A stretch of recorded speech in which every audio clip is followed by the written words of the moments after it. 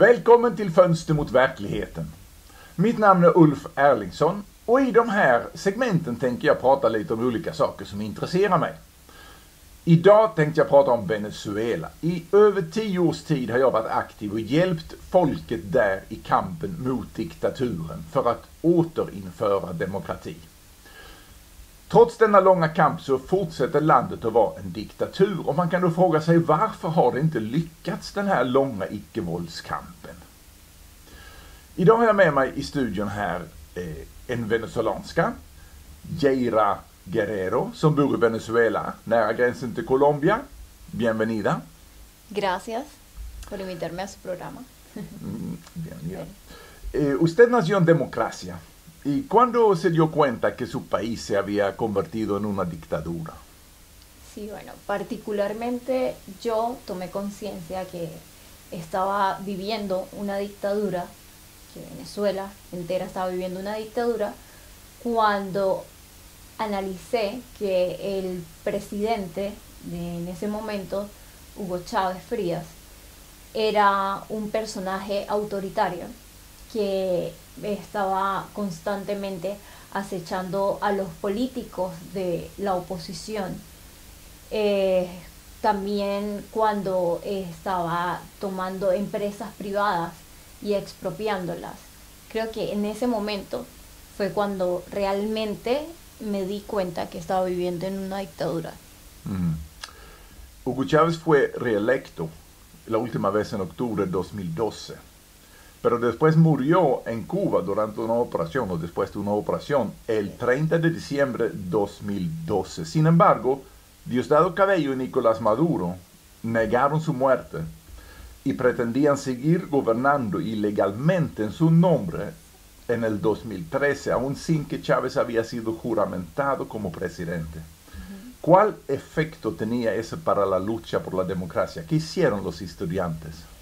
Bueno, los estudiantes, el gremio estudiantil en Caracas y de muchas partes de Venezuela también se movilizaron hacia Caracas y se encadenaron, hicieron huelgas de hambre también. ¿Y dónde se encadenaron? En la Embajada de Cuba y en la ONU. Sí. Bueno, jag kan passa på att lägga till här att de här mikrofonerna och hela den här studieutrustningen som jag har här köpte jag in från direktsänd valvaka av extravalet den 14 april 2013 när oppositionsledaren Capriles ställde upp igen mot Chávez efterträdare Nicolás Maduro. Och under den valvakan fick jag reda på valresultatet med 2 decimalers noggrannhet innan röstningen ens hade avslutats. De här siffrorna hade sänds via kabel från Kuba till Venezuela. Så man använde en dubblett av valdatorn för att ersätta det riktiga resultatet med ett önskat resultat. Ahora vamos a la segunda, la elección extra, el 14 de abril 2013. ¿Cuál fue la reacción del pueblo venezolano después de ese resultado? Bueno, era mucho descontento porque la gente, la oposición más bien venezolana, decía que era fraude, era un fraude electoral y exigían que se hiciera un reconteo de votos, pero nunca se realizó. Entonces, y como el gobierno o la dictadura de Nicolás Maduro no tomó en cuenta la opinión de la oposición, entonces optaron por realizar marchas, manifestaciones, incluso mucho trabajo de calle.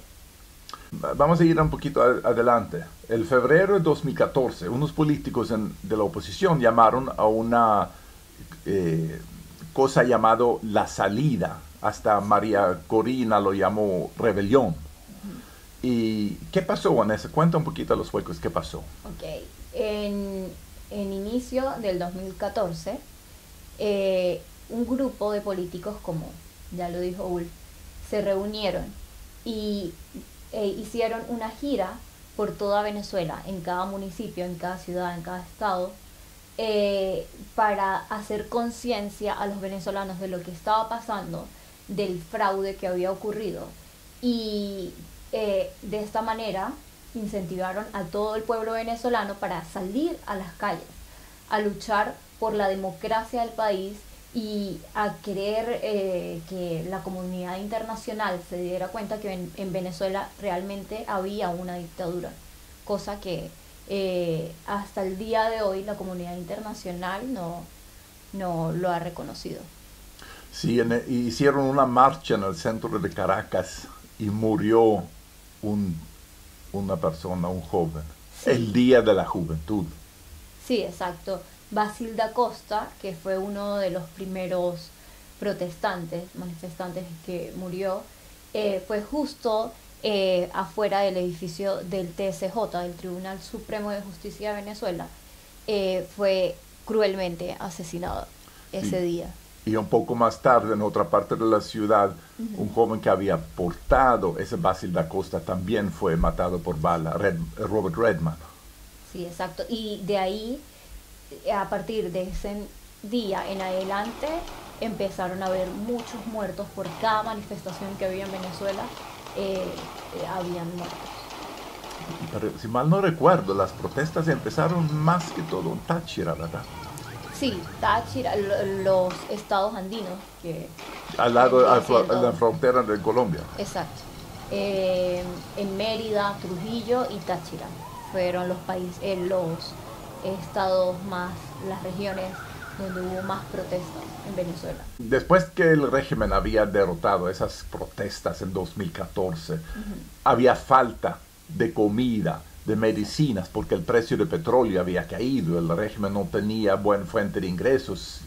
El presidente anterior, Hugo Chávez, ya había destruido gran parte de la producción privada. Creo que ya estaba llegando a hiperinflación en ese entonces.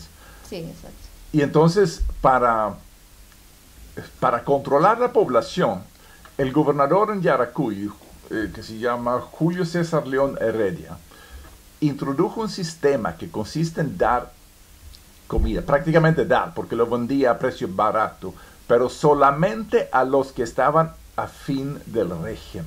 Ese sistema se llama CLAP. Y cabe destacar que ese sistema de alimentación, el CLAP, también lo utilizaba el gobierno para lavar el dinero. Era comida que no es venezolana, sino es importada. Y muchas veces, si no es que la mayoría de veces, algunos de sus productos venían dañados o vienen dañados, porque hasta el día de hoy sigue existiendo ese sistema. Sí, exacto, lo amplificaron a todo el país. Y según información de inteligencia que me ha llegado, ese Julio César León Heredia es afín al Diosdado Cabello, que dicen los fuentes es el jefe del cartel de las drogas, y el sistema de lavado de dinero es que envían cocaína a Estados Unidos, el dinero se transporta a México y allá pagan a los que venden CLAP en México, las compañías que colocan un poquito de comida de baja calidad y envían la comida a Venezuela, y así se lava los narcodólares. Bueno, ese sistema sigue en vigor, ¿verdad? Sí, Sí. sigue. Pero ahora hay más comida en Venezuela, ¿verdad que sí? No, ¿No? no. Hasta Pero el para día los de que hoy, tienen dinero. claro, en Venezuela existe un panorama, y es que está la extrema pobreza y al otro lado está la extrema riqueza. Están los muy pobres y los muy adinerados. Solamente se alimentan bien y no tan bien como se debería de alimentar una persona muy millonaria. Sí, y los muy adinerados, Muy ¿en adinerados. qué ganan dinero? ¿Quiere decirlo? La mayoría, la mayoría son afines al gobierno, o son políticos chavistas, o son narcotraficantes, porque realmente en Venezuela los grandes empresarios tuvieron que irse porque les estaban expropiando sus empresas. Igual los productores, ejecutivos y demás. Sí, y cabe mencionar que el régimen obviamente es un cartel de la droga. Los Estados Unidos lo acusan como tal. Yo sé que hay mucha gente que no cree en lo que dicen los Estados Unidos, pero me consta por nuestra propia información de inteligencia que los jefes del país son narcotraficantes. Bueno, después pasaron más protestas en 2017 y más falta de comida, y al final personalmente yo me vi obligado a decir a la gente que si no consigue comida es mejor dejar el país y emigrar que quedarse y arriesgar morir por hambruna, como pasó con millones de personas en Ucrania en 1932. En 2019, la comunidad internacional por fin decidió tratar de ayudar. Y yo creo que lo que tenía mucho que ver con esto fue que la Organización de Estados Americanos tenía un nuevo secretario, porque el viejo tomaba el lado del régimen en Caracas y el nuevo entendió que esa es una dictadura y tenía los huevos para enfrentarlo. Y entonces trataron de hacer llegar ayuda humanitaria a Venezuela. Incluso el gobierno de Suecia envió dinero para esa ayuda. Cuéntanos qué pasó allá al final de febrero de 2019. Sí, bueno, con el paso de la ayuda, antes del paso de la ayuda humanitaria, se realizó un concierto pro paz, precisamente para hacer como una apertura a lo que posteriormente sería el paso de la ayuda humanitaria. Y eso se dio en Colombia, ¿verdad? Sí, fue justo en el puente internacional de Tienditas, que es un puente internacional nuevo que conecta Colombia con Venezuela. Sí.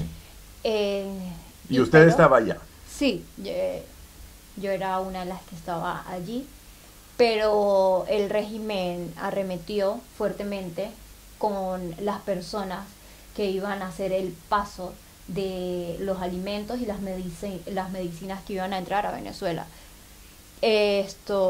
Bueno.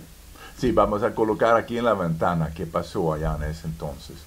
Eso fue un sábado que iban a cruzar aquí con la ayuda humanitaria y el régimen había bloqueado el puente, ¿verdad? Sí, sí. Y había colocado francotiradores. Porque, como ya lo expliqué, un día antes hubo un concierto y mucha gente, decenas de miles de personas quedaron atrapadas en el lado colombiano porque querían estar para el paso de la ayuda humanitaria. El régimen cerró todas las fronteras y cuando íbamos a pasar la ayuda empezaron a arremetir en contra del pueblo. Y en primera fila cabe destacar que habían señoras, adultos mayores, mujeres e incluso hasta niños, y ellos sí empezaron a disparar. Muchos militares dejaron sus armas, militares venezolanos dejaron sus armas y se puso a favor del pueblo. Entonces, de hecho, estos militares que desertaron en ese momento, hasta el día de hoy, siguen siendo perseguidos por el régimen. Sí, se trasladaron a Cúcuta, en Colombia. Exacto. Y después de ese día, cuando la frontera estaba cerrada, usted estaba allá para apoyar y ayudar a los varados, ¿verdad? Sí. Se crearon 3 refugios, uno en cada puente, y exactamente yo estuve coordinando uno de esos refugios, que fue el refugio del puente Francisco de Paula Santander, desde el lado colombiano, por supuesto. Sí, y me contaste que habían disparado hasta desde Venezuela hacia ese campo de refugiados en Colombia. El refugio el cual yo estaba coordinando en ese momento estaba a unos metros del puente de Ureña, el puente Francisco de Paula Santander, y del lado venezolano, militares en 2 oportunidades nos disparaban hacia el refugio que se encontraba en Colombia. Y eso continuaba, esos refugios continuaban unos meses. Esos 3 refugios solo duraron alrededor de una semana y media. Ah, ok. Luego de allí ya las personas podían entrar a Venezuela por pasos irregulares porque no habían abierto el puente internacional. La frontera es un río con 3 puentes grandes que son los 3 puentes internacionales. Las trochas son los pasos que no son legales, es decir, que se van por las zonas verdes y cruzan el río. Caminando. Exacto. Sí. ¿Y quién controla esa frontera? Actualmente es controlado por la guerrilla, las FARC. ¿Las FARC? Sí, y el ELN. ELN y FARC. Bueno, a ver, hemos cubierto mucho terreno aquí de lo que está pasando en Venezuela, pero la situación sigue siendo una dictadura y sigue en el poder la dictadura después de, como yo creo que casi 20 años de lucha no violenta por la democracia. ¿Usted tiene alguna idea por qué no se ha logrado quitar a esa dictadura del poder? Yo creo que es porque, hay muchas razones y la principal es porque el gobierno tiene el control total de las Fuerzas Armadas.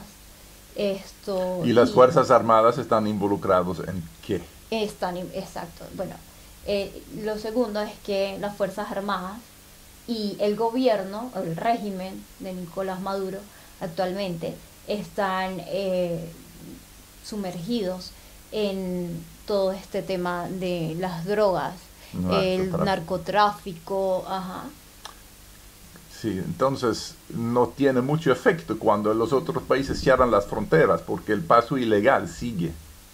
Sí, exacto. La contrabandeo sigue, no importa las sanciones. Y otra cosa, que obviamente reciben ingresos, armas de otros países y no dependen para nada de la producción económica dentro de Venezuela. Por eso ninguna protesta no violenta que consiste en acabar con la producción normal, ¿verdad? Que consiste en parar la economía normal. Eso no tiene ningún efecto, porque ellos no dependen de eso, dependen del narcotráfico y otras cosas. Y los únicos perjudicados son el propio pueblo. Sí, exacto. Que por eso han tenido que huir. Son como más de 5 millones, ¿verdad?, que han huido los últimos años. Sí. Desde el 2016 en adelante ha empezado a salir, a emigrar muchas personas, muchos venezolanos. Empezó con profesionales, con empresarios, luego ya fueron personas que eran del común y a la actualidad salen por la frontera más de 20.000 personas mensual, creo que es. Sí, tenemos vídeo que grabamos allá. Yo fui a visitar a Cúcuta en 2019 y tenemos vídeo aquí de la gente que salen caminando hasta sin zapatos. Jag ska börja på tomma resten sueco. Vi filmade där, jag åkte dit och tittade i juni-juli 2019. Och massvis av människor, fattiga människor från Venezuela lämnar landet till fots för att gå över Anderna. Givetvis behöver de lite hjälp med kläder, för annars ska de frysa ihjäl där temperaturen på natten går ner till nära fryspunkten. Bueno, muchas gracias por esa entrevista. Y Gracias. Ni som tittar, om ni vill se mer, var snälla och tycka om, gilla vad det nu heter beroende på plattform det här, så att ni får information om framtida inslag i den här serien. Tack så mycket. Muchas gracias.